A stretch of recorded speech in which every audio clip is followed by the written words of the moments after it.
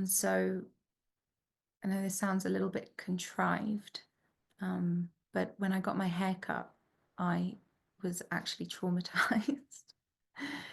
And it was a huge shock for me, and I hadn't realized how much of my beauty identity had come with my hair. And so even though I've worked through many of these layers in my life, it really hit me how the impact of bullying still lived within my soma, to the point where someone cuts your hair and I ended up in a PTSD trigger, almost feeling like I was on a playground again, because the same thing happened when I was younger. I wanted to look like a model, and I thought if I looked like her, then I would get the love that I needed. So this image of a person equals love. And then when the hairdresser messed up the hair again or made it absolutely awful, I then got even further bullied for the hair.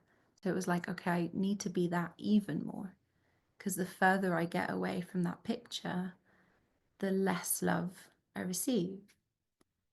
And so what was the most beautiful lesson around this experience was that I got to the core of what is that need.